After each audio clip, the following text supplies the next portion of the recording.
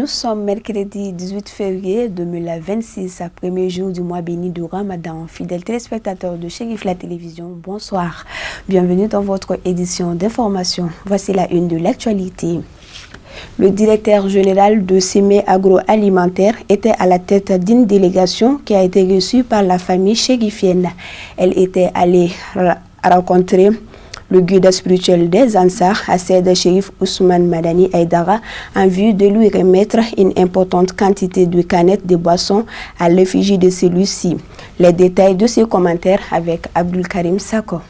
Cette remise des canettes de boissons à l'image de Seydi Chérif Ousmane Madani Aïdara marque la cristallisation des partenariats naissants mais déjà fructueux entre le guide spirituel des Ansar et la société Sémé Agroalimentaire basée à Baguineda.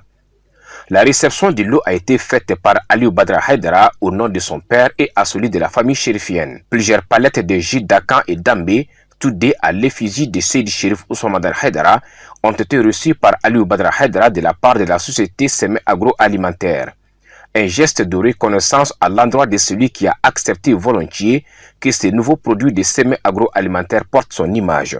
Nous sommes dans la famille Haïdara cet après-midi. Je pense que ce n'est pas un après-midi ordinaire comme les autres, à plusieurs titres.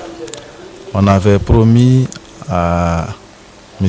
Haïdara, le shérif, on avait entrepris il y a très longtemps de faire beaucoup de choses, notamment de mettre une boisson sur le marché qui va porter l'image du cheikh, du shérif. Alors, ça a quand même pris du temps parce que, comme vous savez, nous n'avons pas tout sur place au Mali, surtout pour faire une boisson en canette. Donc, il y a beaucoup d'autres choses qui viennent de l'étranger. Donc, il a fallu du temps, mûrir l'idée, rassembler tous les éléments et aller jusqu'à la production de cette boisson. Alors, donc, Dieu merci, le lundi passé, nous avons pu produire le premier parfum de cette boisson à l'image de Haïdara. Alors, donc il y a deux catégories. Il y a les jus en marque Dakan et puis il y a les boissons gazeuses en marque Dambé. Alors, les deux marques réunies, nous avons l'ananas, l'orange, le cocktail et la mangue.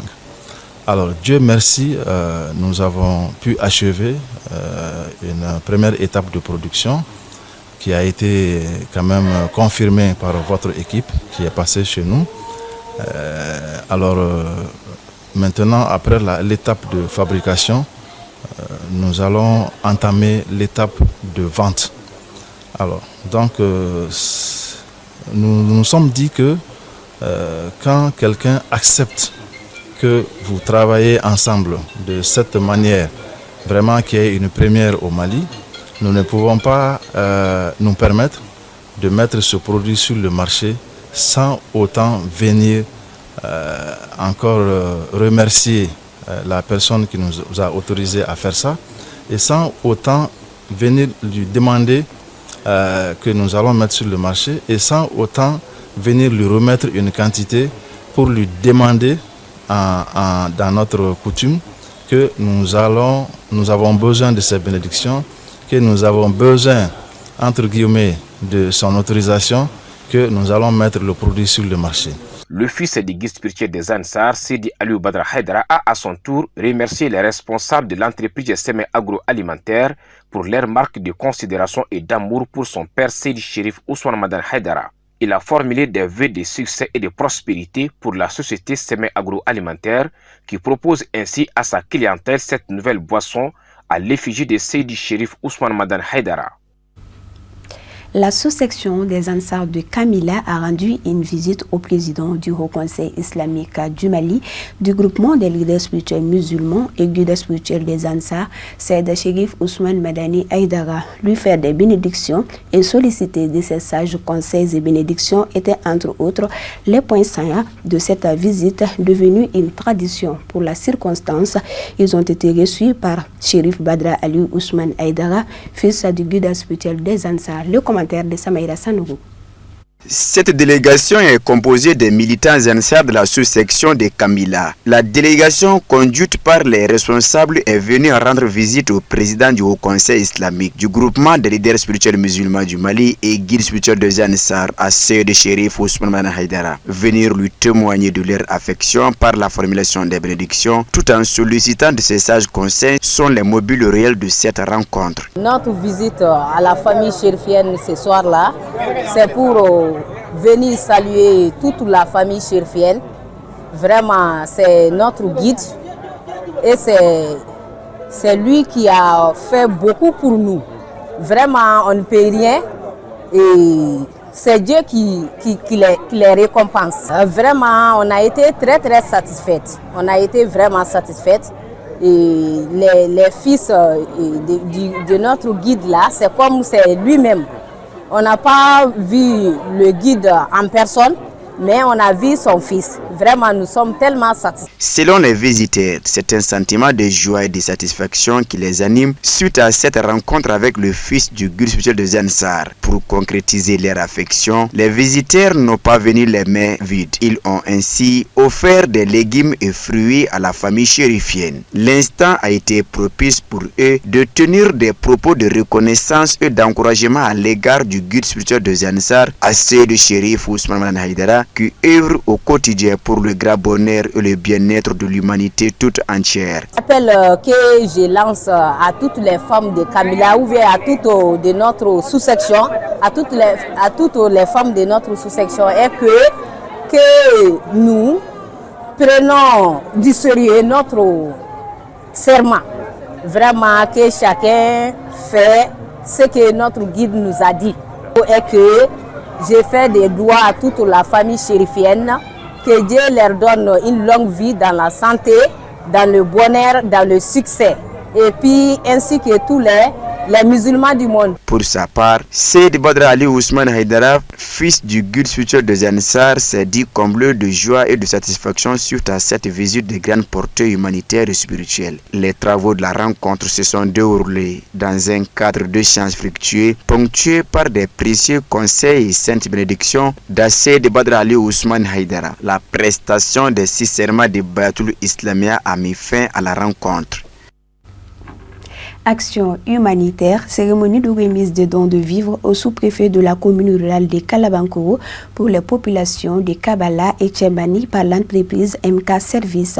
C'était ce vendredi 13 février 2026 dans la cour de la dite sous-préfecture. Le compte-rendu de Safiatou Sidibé et Boubacar Traoré.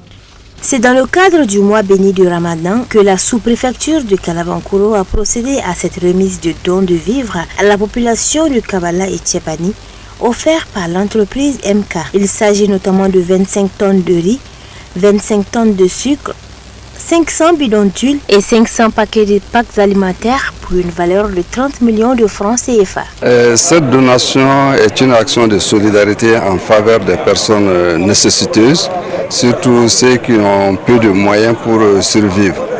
Donc c'est une occasion inouïe pour donner espoir à ceux-ci, afin de se sentir vraiment comme tous les autres. Les bénéficiaires ont remercié le donateur, souri le rêve, tout en sachant qu'ils vont accueillir ce mois béni de Ramadan avec de quoi mettre sous la dent. Et la répartition est faite comme suit. Les déplacés internes qui sont sur le site de Sikro et les handicapés, les personnes vivant avec des handicaps. Et puis, il y a aussi l'orphelinat qui est chez nous ici à Kalabankoro, plus d'autres couches vulnérables. D'abord, je voudrais remercier le donateur qui est le groupe MK Service pour cette marque de générosité. Et aussi exhorter d'autres personnes à faire ainsi. Car le Mali est un pays de solidarité, d'entraide. Et ce que nous venons de recevoir du groupe MK Service va naturellement soulager ceux qui sont aujourd'hui les plus démunis. Donc je les remercie pour ce geste. La remise officielle des dons a mis fin à la rencontre.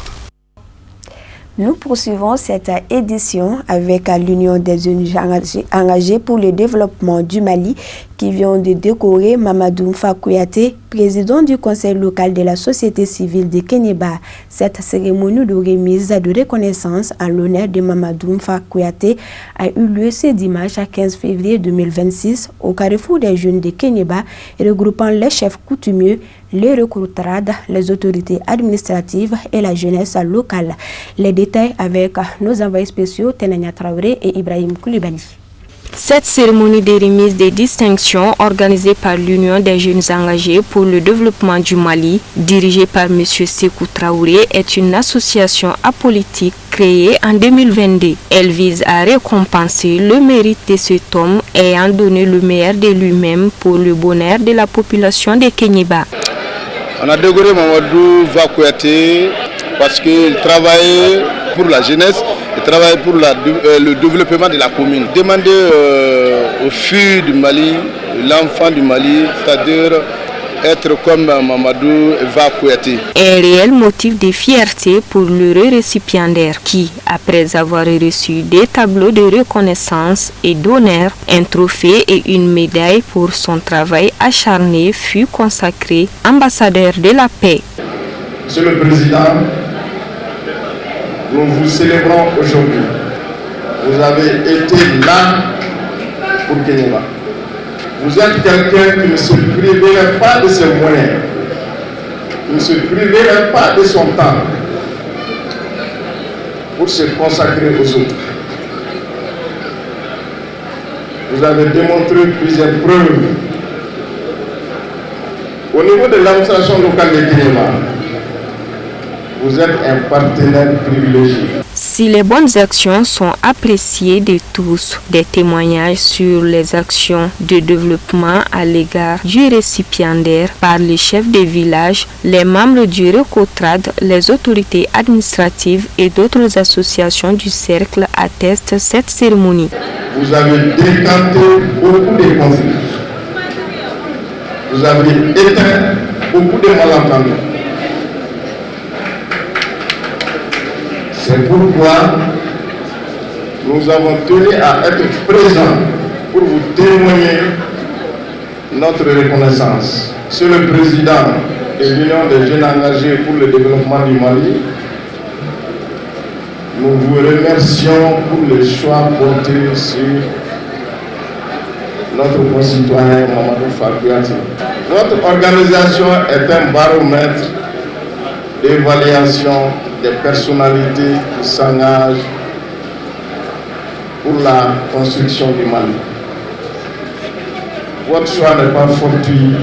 Il a été guidé par plusieurs enquêtes qui ont conclu que le président mérite votre reconnaissance. Pour rendre l'utile à l'agréable, la prestation artistique et folklorique a émerveillé le public. La cérémonie est sanctionnée par la remise symbolique des tableaux et des trophées. Signalons qu'auparavant, une pensée pieuse avait été faite en guise de soutien au préfet de la région de Dioula, enlevé il y a quelques jours par des individus armés non identifiés. Actualité sous-régionale, commémoration du Maouloud Nabawi de la section Ansardine de Orodara, située à Bobo-Dioulasso au Burkina Faso. L'initiative, qui est à sa 14e édition, a été couplée à une donation de sang, laquelle a permis de collecter 94 poches de sang. Cet acte social vise à soutenir les forces de défense et de sécurité en vue de combler les déficits de sang. Correspondance Lassine Sidibé avec la voix de Sadio Sidibé. La section Ansardine de Orodara, située à Bobo-Dioulasso, a commémoré sa 14e édition du Maouloud de Nabawi, regroupant 23 comités venus des villages environnants. Cette édition est couplée à un don de sang où 98 poches de sang ont été collectées au profit des forces de défense et de sécurité du Burkina Faso. Objectif, atténuer le déficit sanguin dans les rangs de l'armée nationale. Il faut dire que c'est ce don de sang que nous faisons aujourd'hui dans le cadre de la commémoration de la 14e édition de Maouloud Nabawi. Cette 14e édition réunit 23 comités, autrement appelés 23 villages. Il faut dire que c'est bel exemple, nous le détenons de notre guide à Seyd Seydi Ousmane Madane Haïdara, lui qui fait un exemple parfait pour l'islam authentique. Comme nous le connaissons tous, nous sommes dans une période de guerre et qui dit guerre, forcément il y a des blessés. Ce sang contribuera à sauver vraiment d'énormes vies.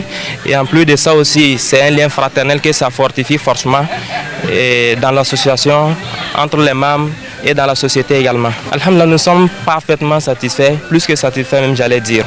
Parce que déjà l'objectif est atteint, il y a pas mal de poches qui ont été reçues et en plus de cela, et tout s'est bien déroulé sans incidence, donc nous sommes satisfaits. C'est d'appeler l'ensemble des populations à vraiment se joindre à nous, non seulement pour commémorer la naissance du prophète, et en plus de cela, participer à ce genre d'événement qui est un événement patriotique, parce que déjà participer à sauver des vies, je ne vois pas plus que ça comme un acte patriotique.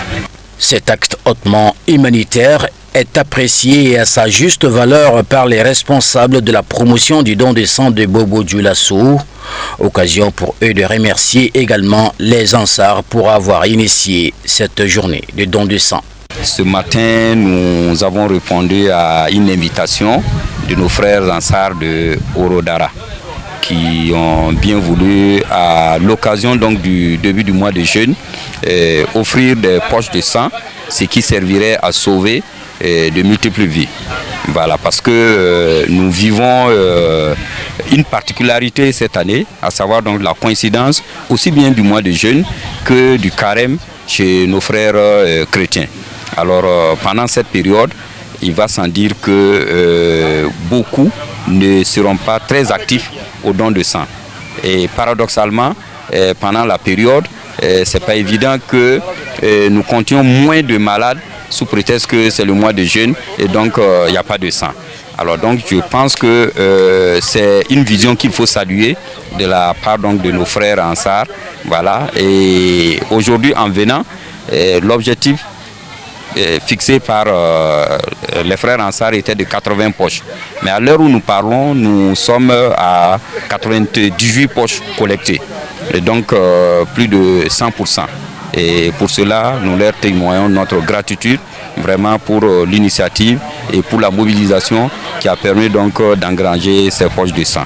Alors donc nos saluts particuliers donc aux responsables, voilà, aux responsables de Ansardine, voilà, puissent Allah leur donner de vivre un mois pieux, voilà, et les récompenser en d'abondance grâce, et que nous puissions nous donner rendez-vous au sortir de ce mois pour encore sauver des vies. À noter que cette journée s'inscrit dans le cadre de la commémoration de la naissance du saint prophète Mohammed, paix et salut sur lui, initiée par la section Ansardine de Orodara. Cette heureuse circonstance a permis de collecter 98 poches de sang. Place à présent à l'actualité hors de nos frontières, commentée par Al-Hamidou Badini. Les présidents algériens et nigériens Abdelmadjid Tebboune et Abdrahmane Tiani ont décidé lundi à Alger de réactiver immédiatement le mécanisme de surveillance des frontières et de lutte contre le terrorisme au Sahel.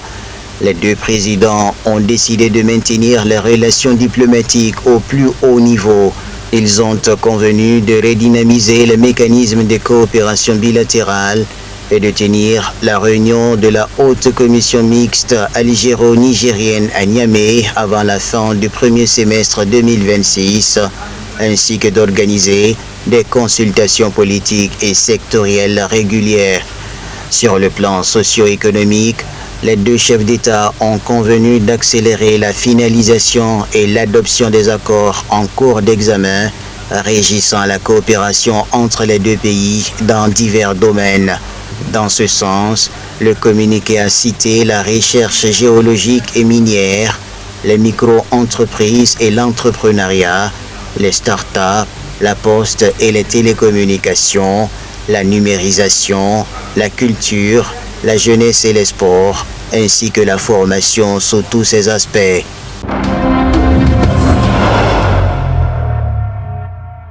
Le Niger recherche des acheteurs pour son uranium, notamment en Russie, selon un ministre. Le Niger a le droit de vendre son uranium à qui bon lui semble, mais veut travailler avec des acheteurs responsables. La recherche d'acheteurs est compliquée par une action en justice du groupe français Orano, explique le Financial Times. Selon des estimations, le Niger détient 2000 tonnes de concentré d'uranium extrait par Somaer, co-entreprise répartie entre Orano et la société d'État nigérienne Sopamine. Mais Orano affirme que ce lot a été confisqué illégalement. En juin 2025, le gouvernement avait nationalisé la Somaer, accusant Orano de s'accaparer des profits issus de la production d'uranium.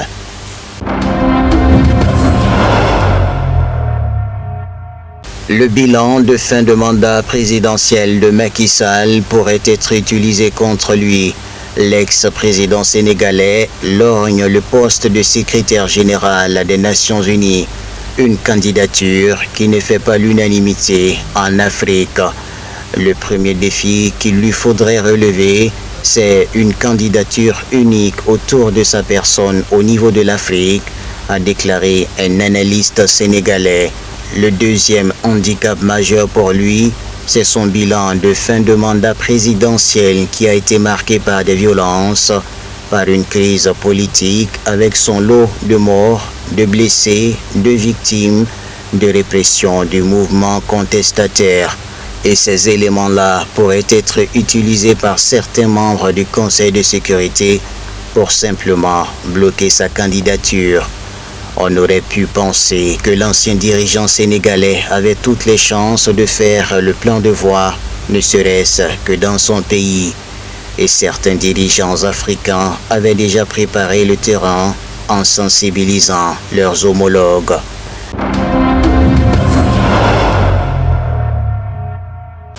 L'Iran et la Russie mèneront des exercices navals conjoints en mer d'Oman et dans le nord de l'océan Indien le 19 février, a déclaré le contre-amiral Hassan Makhlouf, porte-parole de la marine iranienne. Le contre-amiral iranien a souligné que l'objectif principal de ces manœuvres est de pratiquer la coopération dans la lutte contre les menaces à la sécurité maritime, notamment en matière de protection des navires marchands et des pétroliers, ainsi que dans la lutte contre le terrorisme. La Russie et l'Iran mettent en œuvre toutes les dispositions de leurs accords militaires, a déclaré l'ambassadeur iranien à Moscou, Kazim Jalali. Le 17 janvier 2025, à l'issue d'entretiens au Kremlin, les présidents russes et iraniens ont signé le traité de partenariat stratégique global pour une durée de 20 ans, renouvelable automatiquement par période de 5 ans.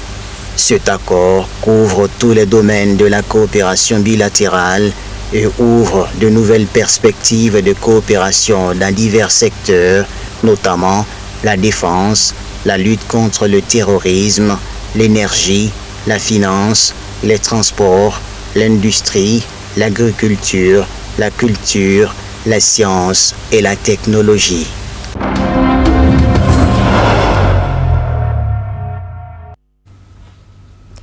Ainsi se referme cette page d'édition. Merci à vous de l'avoir suivi. Passez un excellent mois de Ramadan en compagnie des programmes de Chérif la télévision. Bonne soirée.